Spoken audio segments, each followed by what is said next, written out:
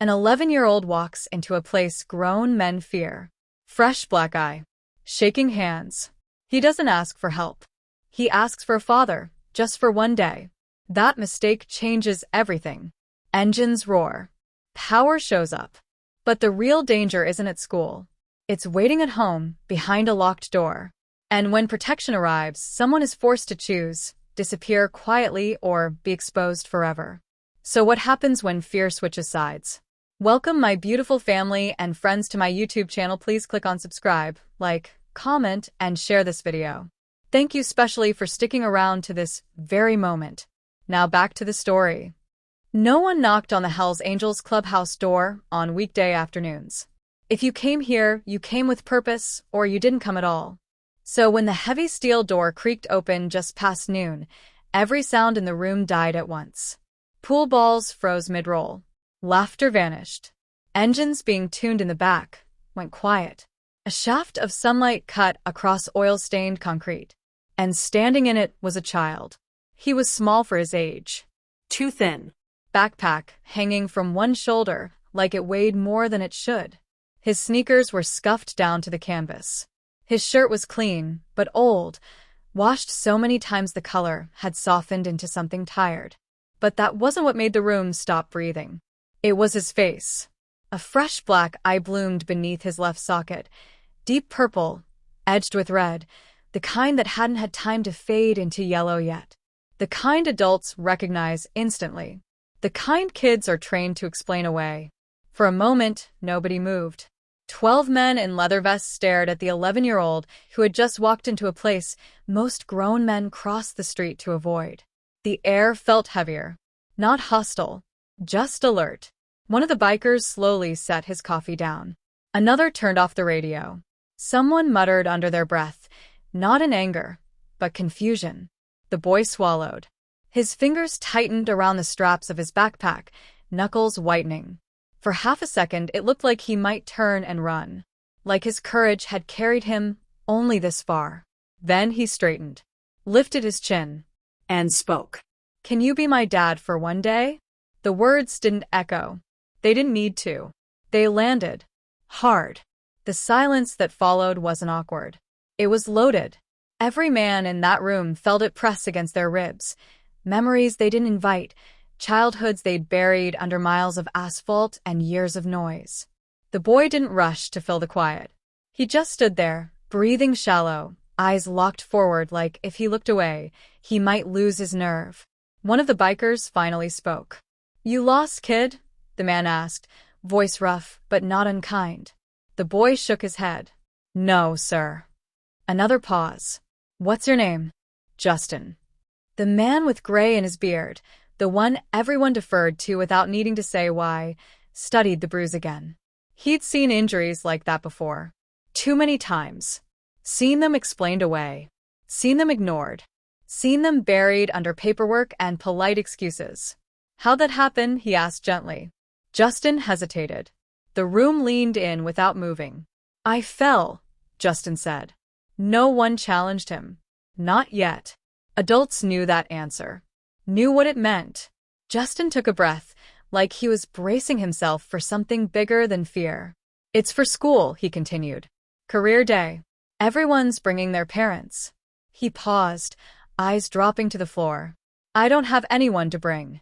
The words were calm, practiced, as if he'd repeated them enough times that they'd lost their sting.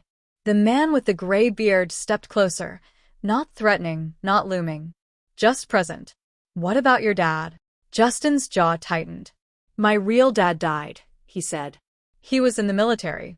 Afghanistan." The room shifted. Not sympathy, respect. "And your mom?" someone asked. "She works double shifts at the hospital." Justin swallowed again. "And her boyfriend." His hand drifted toward the bruise without realizing it. "He's not really the school type." No one spoke. Because now the picture was clear. A dead father who'd never get to show up. A mother stretched thin by survival. And a man at home who left marks and demanded silence. Justin looked up again, eyes bright, not with tears, but urgency. "There's this kid at school," he said. "He's bigger. His dad's important. A lawyer or something. A ripple of recognition moved through the room. Everyone had known that kid once. The one protected by status. The one who learned early that consequences were for other people. He calls me orphan boy, Justin continued. Pushes me into lockers. Takes my lunch. His voice stayed steady, but the men could hear the effort it took. Last week, Justin added quietly, they threw my dad's dog tags in the trash. That did it. One biker's jaw clenched so hard his teeth creaked. Another's hands curled slowly into fists. Not rage. Something colder. Justin stared at the floor now. I had to dig through garbage to get them back. Silence again. This time it wasn't heavy. It was dangerous. The gray-bearded man crouched until he was eye level with Justin. Why us? He asked. Justin didn't hesitate. Because you're not scared of anyone. The words hung there. Everyone else is, Justin went on. Teachers. Kids. Even my mom, sometimes. They all say ignore it or it'll pass. His voice cracked just once. But it doesn't. He took a breath and finished the thought that had carried him here. I just want someone on my side. That was it. Not revenge. Not violence. Not threats. Presence. Protection. Silence had been winning for a long time. And silence was the villain. The men exchanged looks, conversations passing without words. Each of them had known fear. Each had learned what happens when no one steps in. The gray-bearded man stood. What time's career day? Justin blinked. 9:30. Friday. The man turned to the room. Who's free Friday morning? Every hand went up. Justin's eyes widened. All of you, he whispered. The man nodded once. We'll be there. For the first time since he walked through that door, Justin smiled. It wasn't big, but it was real. As he left, backpack bouncing lightly against his back, something had shifted. Not in the room, but in him. For the first time in a long while, the fear wasn't winning. And the silence had finally been broken. If you believe no child should have to beg for protection, hit subscribe. Silence helps abusers. Comment, a child deserves safety if you're not siding with neglect. School was supposed to be the safe place. That's what the poster said. That's what the assemblies promised. That's what adults repeated when they wanted kids to stop asking uncomfortable questions. But for Justin, school wasn't safe. It was a hunting ground. Every morning started the same way. The walk from the bus to the lockers. 40 steps that felt like crossing open water with sharks circling just below the surface. He kept his head down, eyes trained on the floor tiles, backpack hugged tight against his ribs. It never helped. Hey, orphan. The voice always came from behind. Casual. Confident. Like it knew it would never be punished. Justin stiffened but didn't turn. Nicholas Bradford didn't need him to. Nicholas liked being seen. He was taller than everyone else in 6th grade, already broad in the shoulders, already learning how to take up space. His clothes were clean, expensive, always new. Shoes that squeaked on the floor because they hadn't been worn enough to soften yet. Nicholas's smile was the worst part. It wasn't angry. It wasn't wild. It was practiced. A smile that said he knew the rules and knew they didn't apply to him. Did your dead dad tuck you in last night? Nicholas asked one morning, loud enough for people nearby to hear. A few kids laughed. Not because it was funny, because laughter was camouflage. Justin felt the familiar heat crawl up his neck. He kept walking. Nicholas followed. What? Too good to talk. Or too sad? Nicholas continued. I mean, if my dad was gone forever, I'd probably cry all the time too. Justin stopped. For a split second, the hallway went quiet. Not silent, just attentive. Like everyone was waiting to see what would happen. Nicholas leaned in close, breath warm against Justin's ear. At least mine's still alive. That was when Nicholas shoved him. Not hard enough to draw blood. Not hard enough to leave obvious marks. Just enough to send Justin's shoulders slamming into the lockers. Pain flared. Sharp. Immediate. The bell rang. Perfect timing. Teachers spilled into the hall. Students scattered. Nicholas stepped back, hands raised in mock innocence. What? He said, loud and clear. We were just talking. Justin didn't cry. He never did. Crying only made it worse. By third period, the whispers started. By lunch, his tray was gone. By afternoon, the nickname had spread again. Orphan boy. Kids repeated it like it wasn't a knife. Like it wasn't a reminder that the one man who should have protected him was buried in the ground overseas. Justin reported it once. Just once. The counselor nodded sympathetically, wrote notes, promised to keep an eye on things. Nothing changed. The nurse documented the bruises. Dates. Times. Locations. Accident, she asked. Justin nodded. Because he'd learned the truth didn't protect you. Teachers saw things. They always did. They saw Justin shoved into lockers when they turned corners. Saw his books knocked from his hands. Saw him eating alone with his shoulders hunched like he was trying to disappear. They said things like, boys will be boys. They said things like, ignore him and he'll get bored. They said things like, his father is very involved. We don't want to escalate. That was the shield. Nicholas's father, Thomas Bradford. A name that carried weight in town. A lawyer. Donor. School board fundraiser. The kind of man who shook hands at events and smiled at principals and spoke calmly while threatening lawsuits between the lines. The kind of man schools didn't cross. When Justin's mom tried to speak up once, just once, she was met with polite concern and subtle pressure. We'll look into it, they said. Then nothing. Because power doesn't need to raise its voice. It just waits. Nicholas knew that. He learned it early. He learned that rules were flexible. That consequences were optional. That fear traveled downward, not up. So he smiled when teachers walked by. He smiled when Justin flinched. He smiled because he was untouchable. Justin started mapping his days like escape routes. Which hallways had cameras? Which teachers actually watched? Which corners stayed dark? He learned to eat fast, to sit near exits, to keep his head down. But fear is heavy, and carrying it every day starts to bend you. The worst days were the ones Nicholas was bored. Boredom made him creative. One afternoon, Nicholas cornered Justin near the lockers with two friends blocking the ends of the hallway. Nicholas reached into Justin's shirt and pulled out the dog tags. Cold metal flashed. Oh wow, Nicholas said, reading them. This was really your dad? Justin lunged instinctively. Nicholas stepped back, laughing. What? Relax. I just want to see what a dead hero looks like. He tossed them right into the trash can. The sound they made, metal against plastic, echoed in Justin's head long after Nicholas and his friends walked away. Justin waited, counted footsteps, then knelt. He dug through half-eaten lunches, crumpled papers, sticky wrappers. His hands shook, not because of the garbage, because he understood something then that no adult had ever said out loud. No one was coming. Not the teachers. Not the system. Not the rules. Fear was winning. And fear had a face. Nicholas's face. And behind it, his father's. Justin cleaned the dog tags carefully in the bathroom sink, wiping away the mess with toilet paper until they shone again. He pressed them into his palm, feeling the familiar weight. That night, he didn't sleep.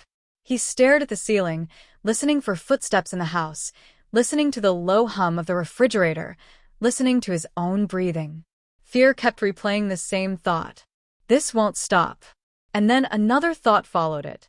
Unless someone stronger steps in. Justin had grown up learning one rule. Fear understands fear. Not kindness. Not paperwork. Not promises.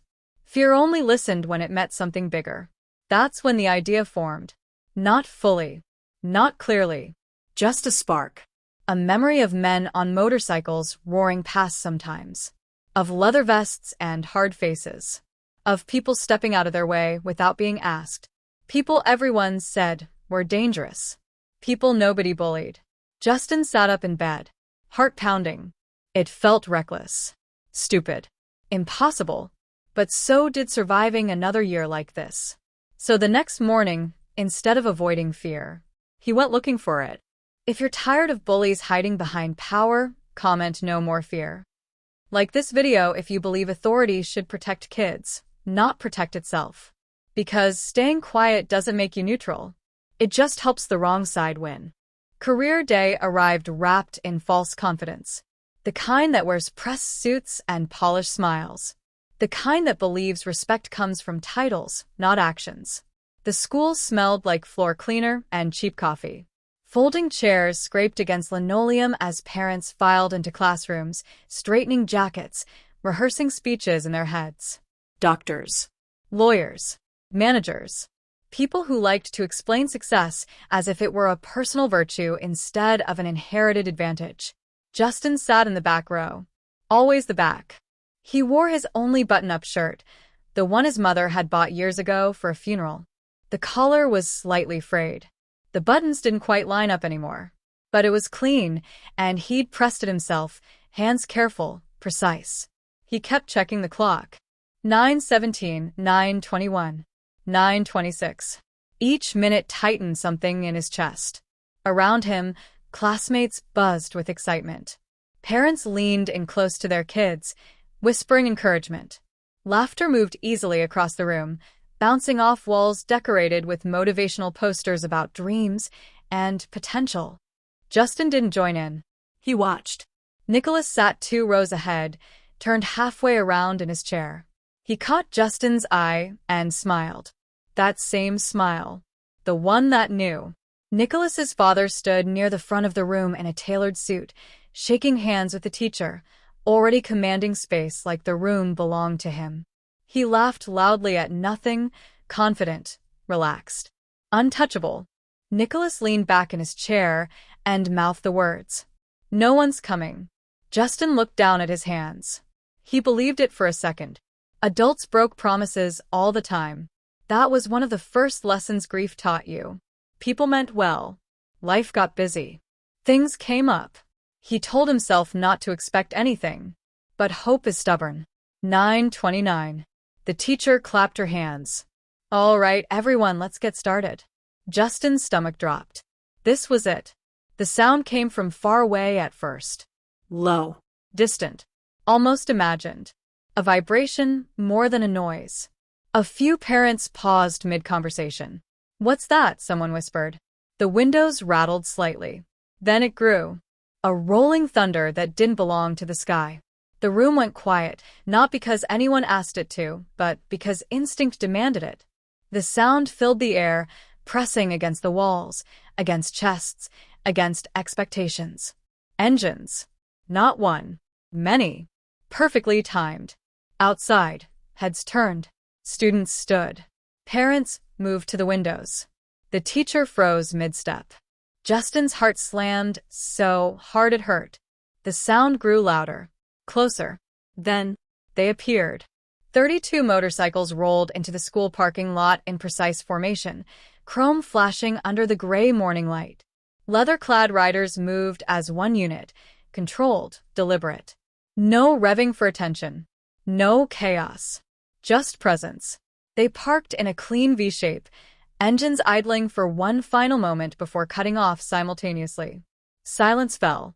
A different kind than before. Heavier. Charged. Doors opened. Boots hit pavement. 32 men dismounted in unison, vests creaking, movements calm and assured. Patches caught the light. Faces weathered by years the world hadn't been gentle. People stepped back without realizing they were doing it. Fear had entered the building. But it wasn't pointed at Justin. The classroom door opened. One by one they filled the room. The space suddenly felt too small. Too real. Conversations died on people's tongues. Parents clutched briefcases a little tighter. Someone near the door swallowed hard. No one told the bikers to leave. No one dared. The teacher stood frozen, hand half raised, unsure which authority applied anymore. Then one of the men stepped forward. He didn't shout, didn't posture. He simply spoke. Justin. Justin stood, legs shaking, heart pounding. "I'm here," he said quietly. The man nodded. "We're here for you." That was all. No speech. No explanation. Just alignment. Something shifted in the room. Parents who had been smiling minutes earlier now avoided eye contact. The lawyer father's confident expression tightened, jaw muscles flexing as he assessed the situation like a problem he hadn't prepared for. Nicholas didn't smile. Not now. He sat very still, eyes wide, watching as fear, real fear, crept into places it had never touched him before. The bikers didn't fan out aggressively. They didn't loom. They stood. A line of bodies behind Justin. Unmovable. The man at the front addressed the class. "We were invited," he said calmly. "Career day." No one challenged it.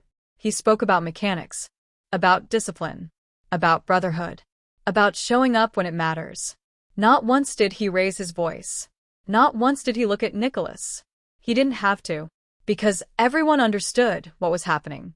Power was being redefined in real time. This wasn't about intimidation. It was about visibility. About what happens when protection becomes public. Justin glanced toward Nicholas. For the first time, Nicholas looked unsure. Not angry. Not mocking. Small. The lawyer father shifted his weight, eyes darting, realizing something important too late. Influence meant nothing when people stopped being afraid of it. The bikers finished. They nodded to Justin. They turned to leave. No threats made. No words exchanged. But as the engines roared back to life, the lesson echoed louder than any speech ever could. Protection is louder than cruelty. Fear doesn't disappear. It just changes sides. Justin watched them ride away, chest full, spine straighter than it had ever been. For the first time at school, he wasn't alone. If you believe showing up matters more than titles, hit subscribe, comment, "I stand with the kid" if you're not siding with bullies. Because silence protects power. And presence protects people. The video spread faster than anyone expected. A parent posted it first, just a short clip. Motorcycles in the parking lot. Leather in the classroom. A boy standing taller than he ever had before. By nightfall, it was everywhere. Shared. Commented on. Argued over. Some called it inspiring. Some called it reckless. Some called it inappropriate. But one person watched it again and again with something darker burning behind his eyes. Dale didn't see courage. He saw humiliation. 17 views turned into 50. 50 turned into hundreds. Every replay tightened his chest. People were laughing at him. Talking about him. Whispering. He knew it. By the time he stumbled home that evening, the rage had fermented into something volatile. The kind that demanded release. The front door slammed harder than it needed to. Justin was at the kitchen table, pencil frozen mid-sentence. He recognized the sound immediately, the uneven footsteps, the sharp breath, the way the air itself seemed to shrink. The house went quiet. Too quiet. Dale stood in the doorway, eyes glassy, jaw clenched. "So," he said, "you think you're special now?" Justin didn't answer. He'd learned when silence was safer. "You got biker friends?" Dale continued, voice slurred but sharp. "Think that makes you untouchable?" Justin's hands trembled. "I just needed someone for school," he said quietly. That was the wrong answer. Dale laughed, a short, bitter sound. "You made me look like garbage," he snapped. Everyone saw it. Everyone. He stepped closer. Justin calculated. Front door, blocked. Phone upstairs. Mom. Working late. Dale reached out and grabbed the front of Justin's shirt, pulling him halfway out of the chair. "You got a father figure right here," Dale snarled. Something in Justin snapped, not loudly, not dramatically. "Just enough. You're not my dad." The words landed like gasoline. Dale's face twisted. His fist rose. Justin closed his eyes. He knew this moment, knew how it ended. But the blow never came. Instead, the front door opened.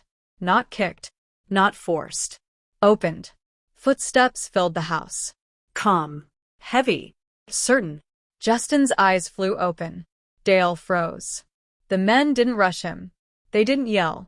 They stepped inside like they belonged there. Leather jackets. Steady eyes. Purpose.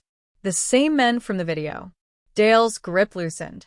"What the hell is this?" he barked, trying to find his footing. Get out of my house. Not your house, one of the bikers said evenly. Lease isn't in your name. Another man closed the door behind them. Quietly. That sounded more than any threat could have. Dale took a step back. What do you want? He demanded. One of the bikers moved to Justin's side, placing himself between the boy and the man without touching either of them. You, the biker said, to listen. A folder landed on the kitchen table. Not slammed. Placed. Inside were photographs. Dates. Times. Bruises Justin had tried to hide. Medical notes from the school nurse. Written statements from teachers who'd noticed, but hadn't acted. Text messages Dale had sent. Angry, cruel, impossible to explain away. Witnesses. Patterns. Truth. Dale's confidence cracked. You can't do this, he said weakly. We already did. Another biker replied. They laid out the choices. One path was quiet. Pack your things. Leave tonight. Never come back. The other wasn't. Police. Charges. Public exposure. No yelling. No threats. Just consequences. Dale looked around the room, finally understanding something he'd never had to before. Fear had changed sides. He chose the quiet path.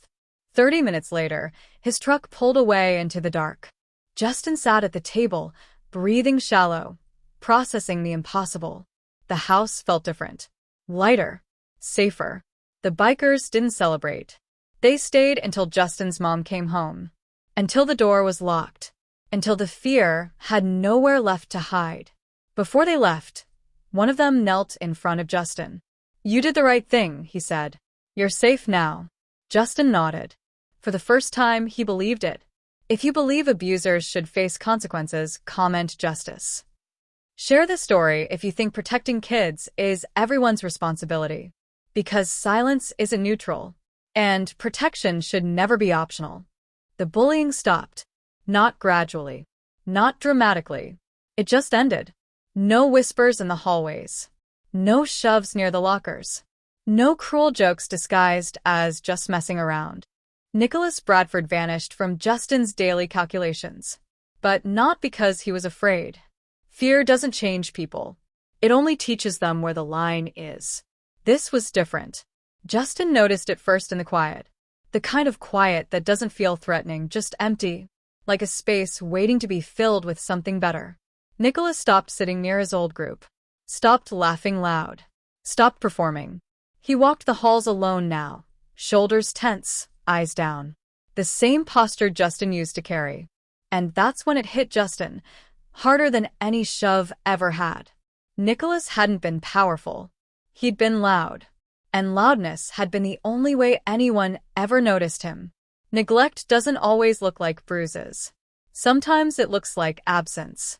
Sometimes it wears a suit and comes home late. Nicholas's mother had died years earlier.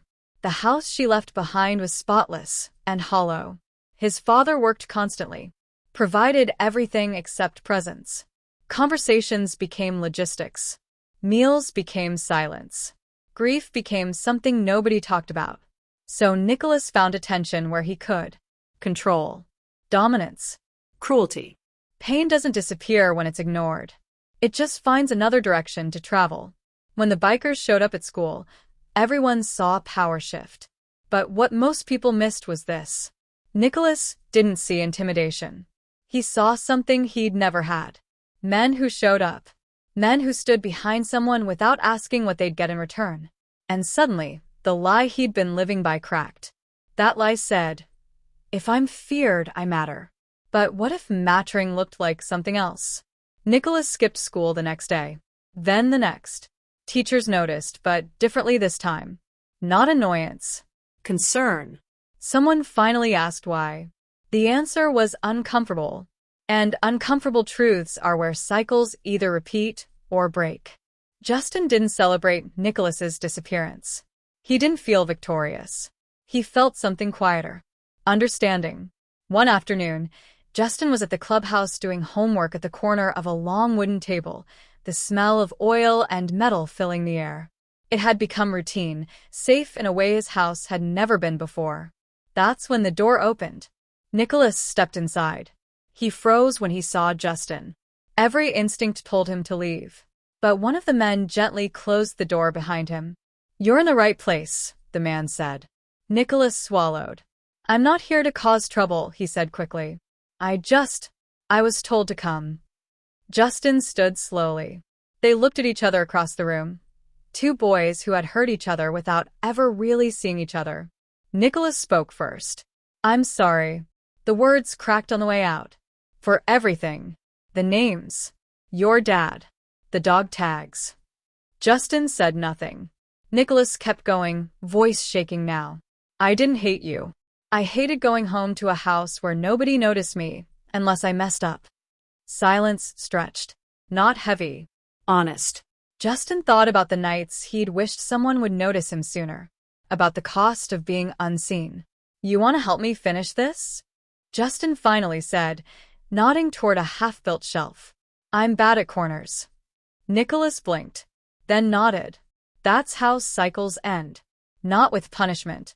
With interruption. With someone choosing not to pass the pain forward. Over time, things changed. Not magically.